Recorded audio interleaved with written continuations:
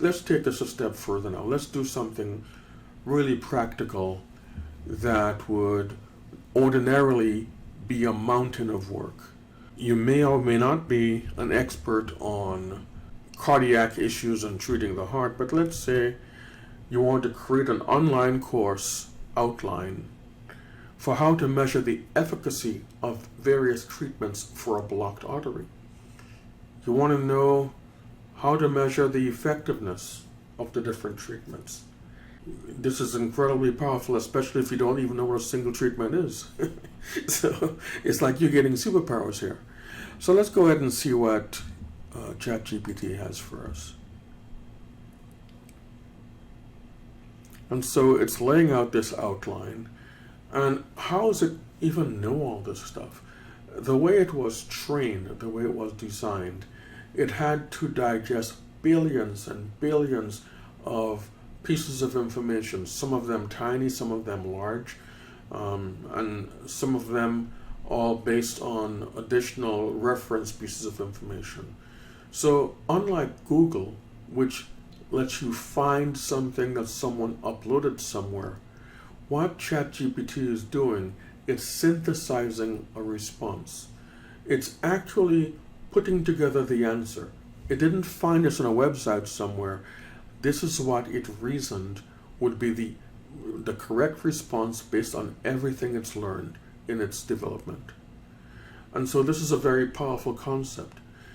In this simplified consumer version of AI, ChatGPT, you only see the very limited way to harness the AI. When you get into the more sophisticated levels, you gain access to the underbelly, and you can start to make adjustments to how it thinks, how it responds.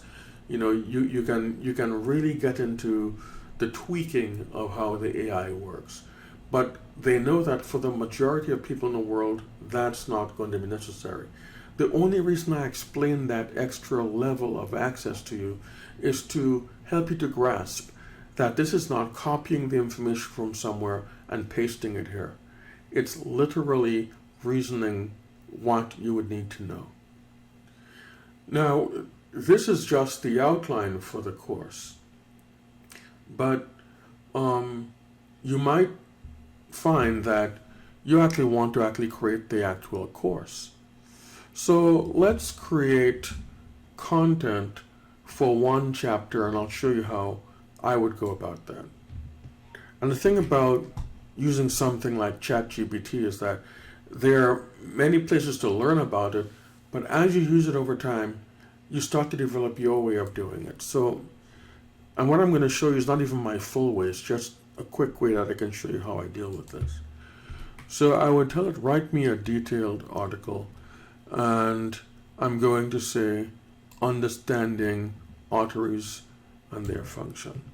And so it explains understanding arteries and their function. And I'm going to say, including relevant historical milestones and challenges that still remain. Include publications, references, studies, and citations that may provide additional context and depth on this topic for the students. So in other words, don't shortchange this, put your back into it, and give me some real output. So let's see what it comes up with.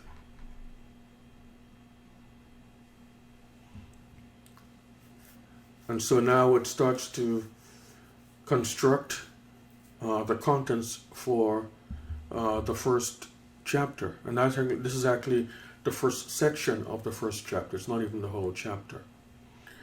And I can just tell you from my experience working with this, that even looking at what it's doing right now, if I were making an actual course, I would go another level deeper than this, because I've developed online learning, and I would want the depth to be not so comprehensive as to drown people, but to be more thorough as to ground them. However, this shows you the process of how we get from starting with the outline of the course and then creating the content of the course.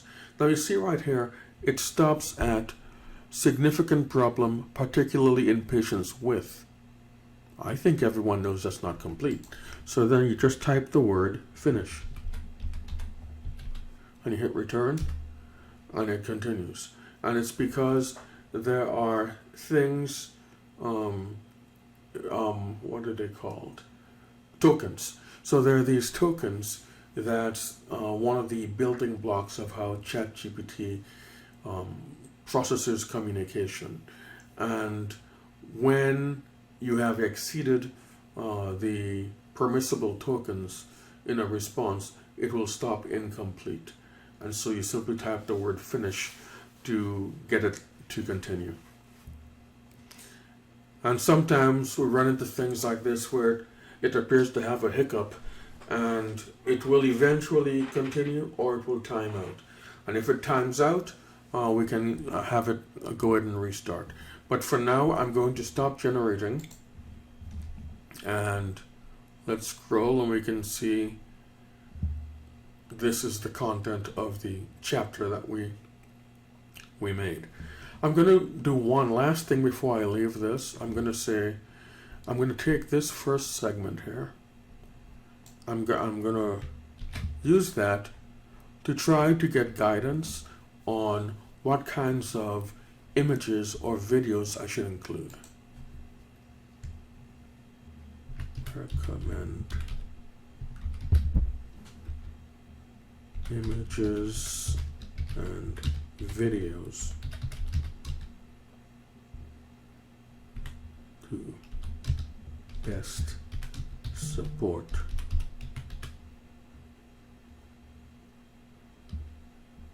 the following. Pardon my slow typing.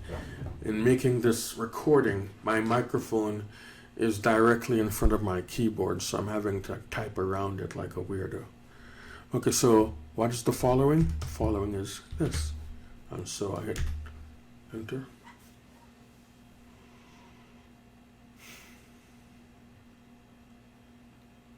Oh, the other thing is, so we saw that it was stuck when we were doing our last segment.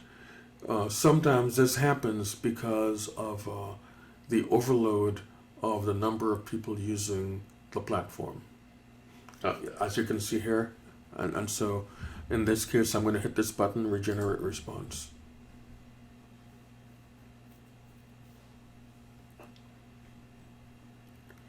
And so it's describing to us the kinds of visuals that added into this chapter will actually help people to better understand and grasp the real meaning. Because if you've done any curriculum development, you know that you have to provide information in multiple modes so that people can digest quickly and completely and have greater recall. So let's move on to another real world use of this. So let's say that you want to create a noodle restaurant, a Japanese noodle restaurant in Miami. Let's ask ChatGPT and let's see what it comes up with. And I said a step-by-step process. This is an important phrase to include.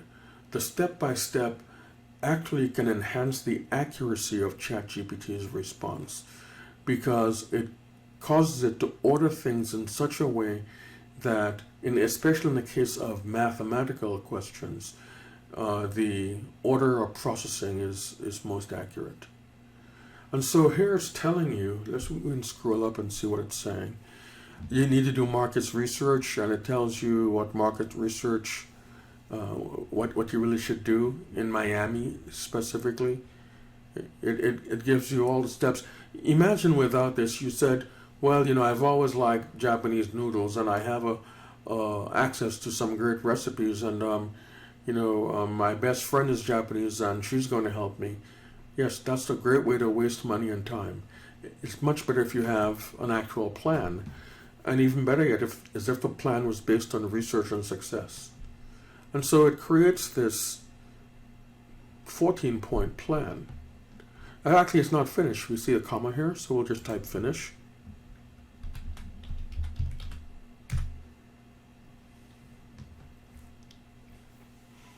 And so it'll give us the rest of the plan.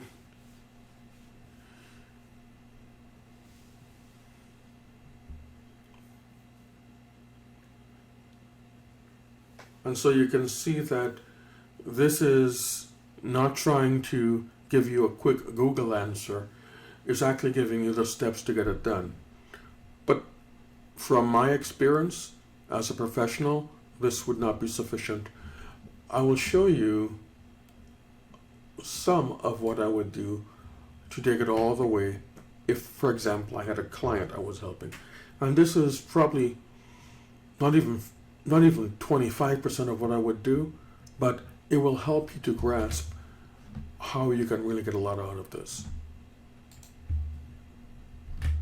And when I say this is not 25% of what I would do, I'm currently putting entire business operations, their entire business models, their revenue models, the entire concept of business into ChatGPT and having it give me actual analysis, and it gives me standards, it gives me whole business procedures. It's just incredible what it can do.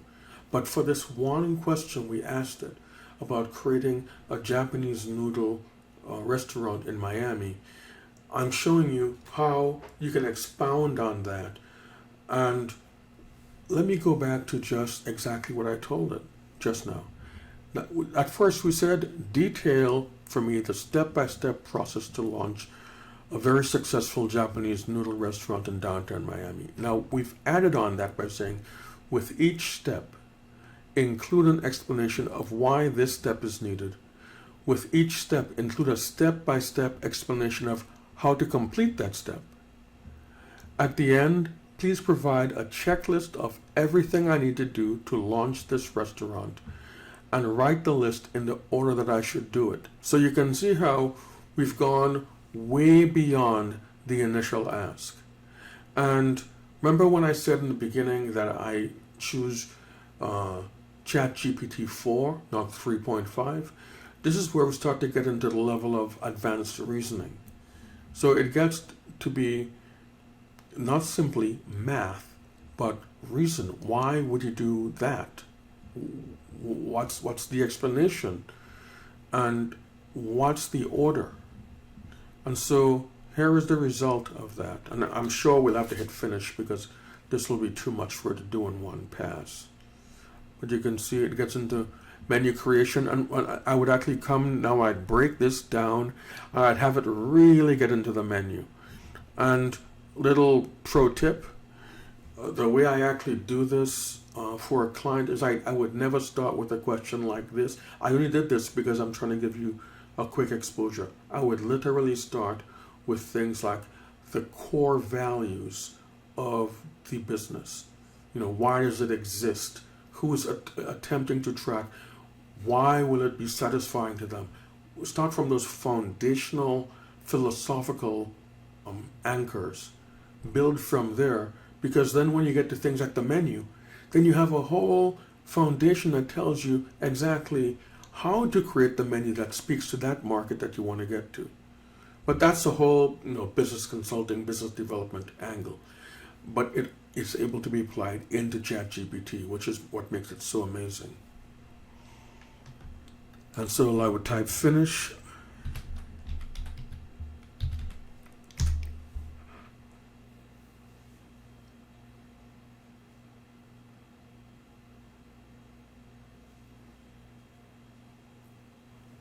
And you can see it's so cute, it even says continued. I like that.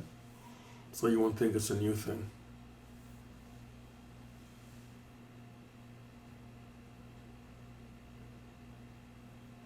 One of the neat things to know about this also is that you see this session we're going through in this video tutorial, and I'm asking it these different questions, and we're seeing how it works in different ways.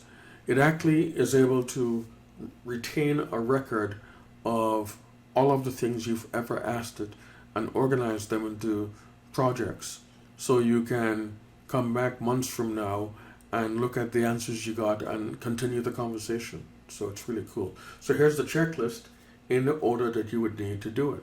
And so you can see, based on the input we gave it, conduct market research. It doesn't start with, make a menu. So this is the order in which you would execute it. And I said, based on the input we gave it, this is the key to the power of what you get out of ChatGPT. There are two aspects to what I'm trying to convey now. One is, you need to understand what it is you're truly trying to accomplish, to ask it the right questions. The second part is, you need to understand how to speak to ChatGPT. That process is called prompt engineering. And it is the combination of these two things merged together that can unleash the full power of AI for use in making money or in helping your clients to make money. We'll end this with a light and simple demonstration of what you can do with ChatGPT. We'll have it write a poem. The poem will be about the sun falling in love with the moon. And so it has creative prowess, and as a matter of fact, it can get quite powerful. You can actually have it write with the voice of a famous writer. So in other words, the way they would write, you could have it write for you that way. It's called writing in the voice. So in the voice of Ernest Hemingway, for example. Now we can see that this poem is going quite far, and it's like, if you're really into it, it'd be great in the end. But what if you wanted to write it for a kid? And we'll say, write it again, but make it funny, short, and for a 12-year-old.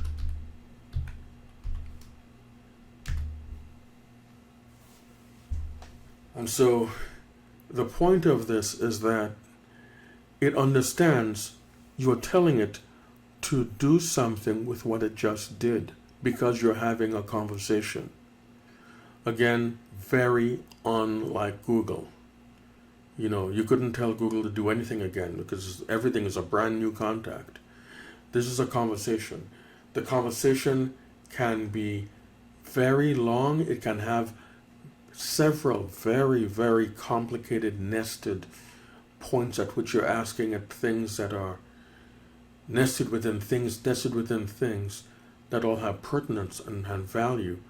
And it can not only give you accurate, full, and complete responses, it can also summarize them and make them concise and make them executable so that you're not stuck with something that's so dense that you can't execute it. So we run into network error again. Lots of people are having fun with it. And so now here we get our output. It's making it short, making it funny, and making it for a kid. And what I'm going to do is I'm going to conclude this video by, it wants you to grade it because it thinks it may have not satisfied you the first time, but that's when there was a network error. So I'll say same. I don't want to inflate its head. And I'm going to take this poem and I'm going to let you hear how I use AI to actually read it out loud. This is another AI platform I use called 11 Labs. I'm going to say generate, and you'll hear it. Once upon a bright sunny day, Mr. Sun sighed a deep, hot sigh. He'd been trying to play tag with Miss Moon all day, but he never could quite catch her. Why won't she play with me? he complained, shining extra hot in his frustration. Miss Moon, far across the sky, just giggled. "It's not my fault you're too slow, Mr. Sun," she teased. "Maybe if you weren't so hot-headed, you'd catch me." Mr. Sun huffed, but he didn't give up. He darted across the sky, trying to tag Miss Moon before she got away.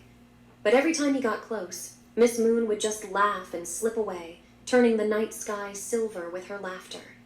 And so the sun fell in love with the moon, forever chasing her across the sky, forever losing at tag. So the next time you see the sun setting, you know he's just getting ready for another game, hoping that one day he might just win. And so hopefully this for you is a look at AI being useful and not trying to end humanity.